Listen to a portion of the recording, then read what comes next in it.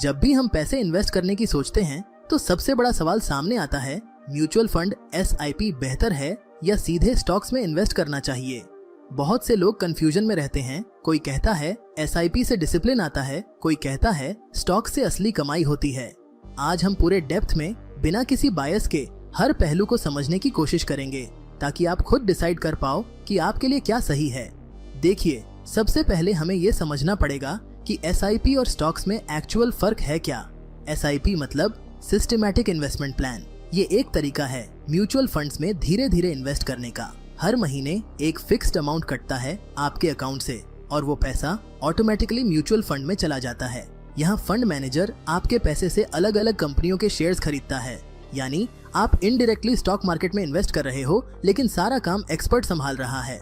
वहीं दूसरी तरफ अगर आप सीधे स्टॉक्स खरीदते हो तो आप खुद कंपनी चूज करते हो, खुद रिसर्च करते हो, खुद बाय और सेल का फैसला लेते हो।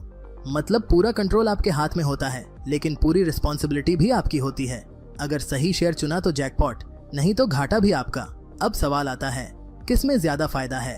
अगर आप एक आम इन्वेस्टर हो जिसे डेली मार्केट देखना पसंद नहीं है, रिसर्च करने का टाइम नहीं है, या आपको स्टॉक मार्केट के टेक्निकल और फंडामेंटल एनालिसिस की डिटेल्ड नॉलेज नहीं है, तो SIP आपके लिए बहुत ज्यादा लॉजिकल ऑप्शन बनता है, क्योंकि यहाँ आपकी मेहनत नहीं लगती।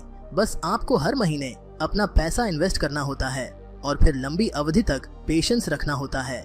म्यूचुअल फंड्स का काम ही यही है कि वो आपके लिए डाइवर्सिफाइड पोर्टफोलियो बनाए, यानी अलग अलग कंपनियों में आपका पैसा लगाकर रिस्क कम करे। लेकिन अब एक बहुत बड़ा सवाल आता है, क्या हर कोई स्टॉक से करोड़पति बन सकता है? सच ये है कि मेजॉरिटी लोग स्टॉक्स में लॉस करते हैं। स्टडीज कहती हैं कि लगभग 90% रिटेल इन्वेस्टर्स स्टॉक मार्केट में पैसे खो देते हैं। क्यों? क्योंकि स्टॉक मार्केट दिखने में जितना आसान लगता है, असल में उतना ही ट्रिकी है।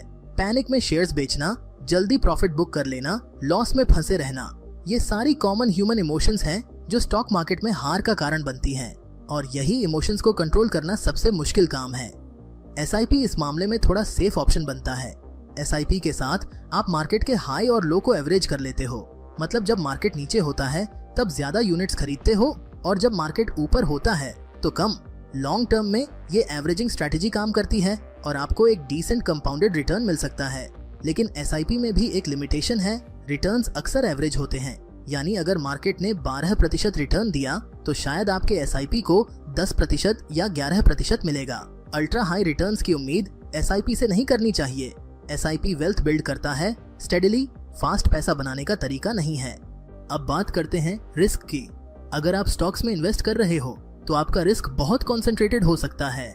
एक या दो गलत स्टॉक पिक्स आपकी पूरी पोर्टफोलियो की वैल्यू गिरा सकती हैं। म्यूचुअल फंड्स में क्योंकि पैसा कई कंपनियों में फैला होता है, रिस्क नेचुरली कम हो जाता है। अगर एक कंपनी खराब भी परफॉर्म करे तो दूसरी कंपनीज कॉम्पेंसेट कर सकती हैं। एक्सपेंस के मामले में भी फर्क है।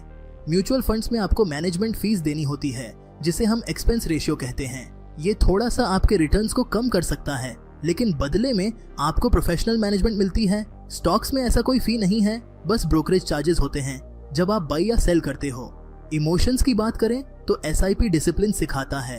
आप बिना मार्केट को देखे हर महीने इन्वेस्ट करते हो। स्टॉक्स में बहुत बार लोग इमोशंस में आकर गलत डिसीजंस ले लेते हैं, जैसे मार्केट गिरा तो पैनिक सेलिंग या किसी न्यूज पर जल्दी जंप कर जाना। यही इमोशनल इन्वेस्टिंग का नुकसान है। टाइम कमिटमेंट भी बहुत अलग है। SIP में आप हर महीने बस ऑटो डेबिट सेटअप कर लो, बस हो गया। स्टॉक्स में आपको कंपनी के quarterly results, management commentary, market news सब कुछ रेगुलरली ट्रैक करना पड़ता है, वरना नुकसान हो सकता है। अब एक सवाल बहुत कॉमन है, अगर मैं SIP में इन्वेस्ट करूं तो कितने साल में बड़ा कॉर्पस बन सकता है? देखिए, हिस्टोरिकली म्यूचुअल फंड्स ने लॉन्ग टर्म में लगभग 12% एनुअल रिटर्न दिया है। अगर आप हर महीने 5,000 रुपए इन्वेस्ट करते हो तो 20 साल में आप करीब 50 लाख रुपए तक बना सकते हो, वो भी सिर्फ डिसिप्लिन और पेशेंस से। स्टॉक्स में ये रिटर्न बहुत ज्यादा भी हो सकता है और बहुत कम भी, डिपेंडिंग ऑन योर स्किल और लक दोनों पर। तो आखिर में सही ऑप्शन क्या है? ये पूरी तरह आपकी नॉलेज, टाइम कमिटमेंट और रिस्क लेने की कैपेसिटी पर डिपेंड करता है। अगर आप यंग हो, सीखने के लिए तैयार हो, स्टॉक मार्केट का पैशन रखते हो और इमोशनल डिसिप्लिन है, तो आप स्टॉक्स के साथ एक्सपेरिमेंट कर सकते हो।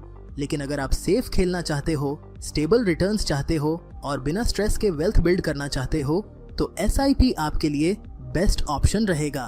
कई लोग हाइब्रिड अप्रोच भी अपनाते हैं, यानी 70% पैसा म्यूचुअल फंड्स में और 30% डायरेक्टली स्टॉक्स में इन्वेस्ट करते हैं। इससे उन्हें दोनों का फायदा मिलता है, स्टेबिलिटी भी और ग्रोथ पोटेंशियल भी। अगर आपको ये वीडियो पसंद आया हो तो वीडियो को लाइक कीजिए, फिस्कल फ्रंटियर को सब्सक्राइब कीजिए और बेल आइकन दबाना ना भूलिए ताकि आपको ऐसे ही नए आइडियाज मिलते रहें।